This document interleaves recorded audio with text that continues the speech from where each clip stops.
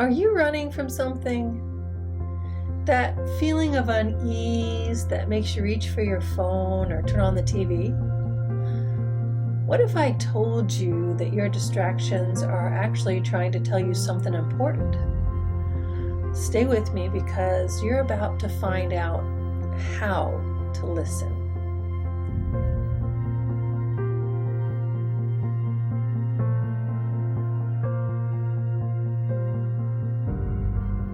Hi everybody, welcome to the Light Journal Podcast. I'm Jamie Perez.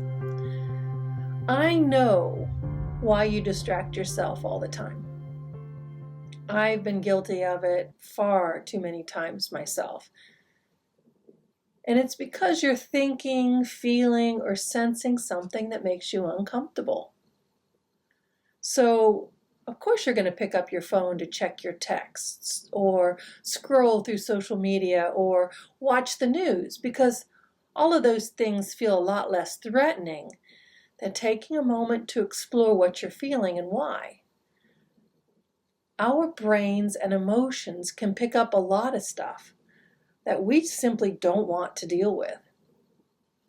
Last night was one of those times. I was sitting in the living room on my recliner, and I got one of those, uncomfortable feelings. And what's the first thing I did? I picked up my phone and started scrolling on Facebook.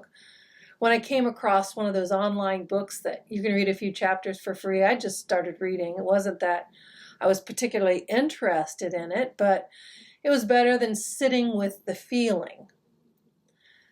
That's when I got the first initial inkling that I'm using Facebook and reading as a way to distract me from paying attention to what's going on inside of me.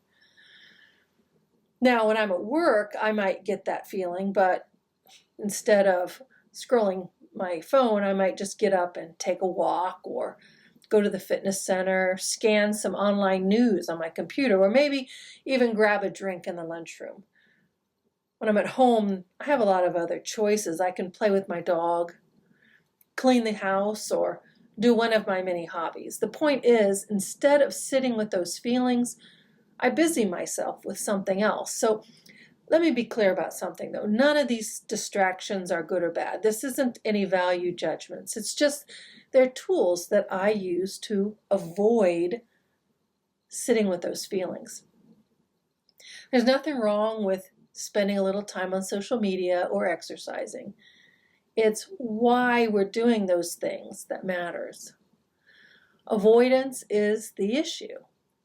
And that point was reinforced again with me this morning. As I was waking, I saw a series of images. They just kind of flashed through my mind. It's kind of like a disjointed movie where every frame is displaying a different image. Well, since Spirit has spoken to me in that way before, I knew what it meant. So I had to decide then and there, do I want to ask Spirit to slow it down so I can understand what it means? And I was like, nah, I'm still in bed. I don't really want to deal with it right now. So I ignored it. And then about an hour or so later, I actually decided to get up. And when I did, I went into another room to meditate. And once again, I felt that question come up. Do I want to know what Spirit's trying to tell me? And for reasons I can't explain, I didn't want to know what was in that message. And I simply couldn't motivate myself to ask Spirit to slow it down so I could see the images more clearly. I tried, but I just couldn't find the desire to deal with it. So here I am now sharing this experience with you. I know I can't be the only one who has used social media, reading, cleaning, watering the garden, or whatever else as a distraction from uncomfortable sensations, thoughts, and feelings, or in my case, visions. Since those thoughts, feelings, and sensations are how the body and spirit communicate with us, I know we need to listen, because if we don't, small issues can very easily become big ones. And, who knows, we might miss some really important opportunities or be caught unaware, or we might get stuck in undesirable habits or behavior patterns. So listening is vital. And identifying our avoidance problem is the first step to it. But we also need a plan for how to handle that when it happens in the future, especially if you have moments like me where, quite simply, I didn't want to deal with it. So we need to change our don't want to want to. And I don't care how much willpower you think you have. Sometimes we need help with our attitude.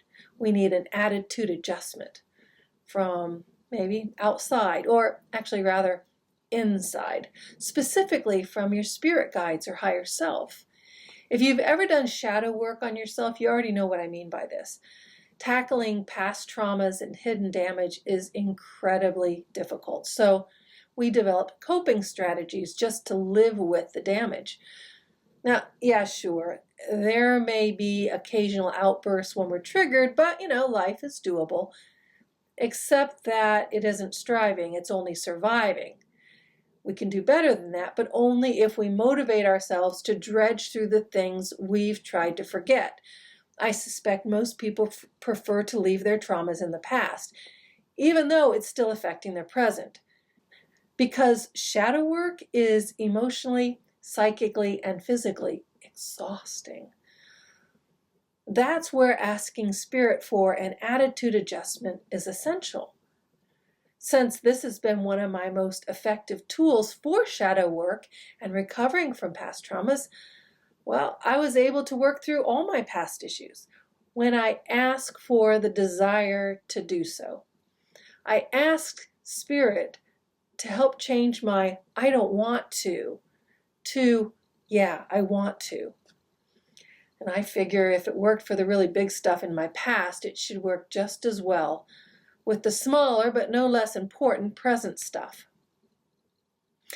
When it comes down to it, avoidance is just about fear, right? So if you're ready to start listening to some of the uncomfortable stuff your body and spirit may need to communicate with you, there's a simple practice you can try right now. For the next 24 hours, whenever you feel the urge to distract yourself, simply pause. Acknowledge the feeling without judgment and ask, what is this feeling here to teach me? And if you don't want to do that, then pause and say, Spirit, you're going to need to give me the want to so that I can sit with this feeling and deal with it. It may take 2 steps to get there instead of just 1. So that's where I am right now. Spirit wants to tell me something that I've been resisting. I imagine it could be something frightening, and I need to get over it. So here I am, here and now, making a commitment to Spirit that I will seek its help with my attitude. And I'd like to know what it's trying to tell me. What about you? What sensations, thoughts, emotions, or maybe visions have you been avoiding through distractions? Would you like to make a similar commitment along with me? A commitment to listen to those feelings, sensations, and thoughts, or at least ask Spirit to give you the desire to listen to those? I'd love to hear from you. Share your story in the comments below or send me a message. Let's make this commitment together. Thanks for listening. This is the Light Journal Podcast, and I'm Jamie Perez. Blessings on your journey, everyone.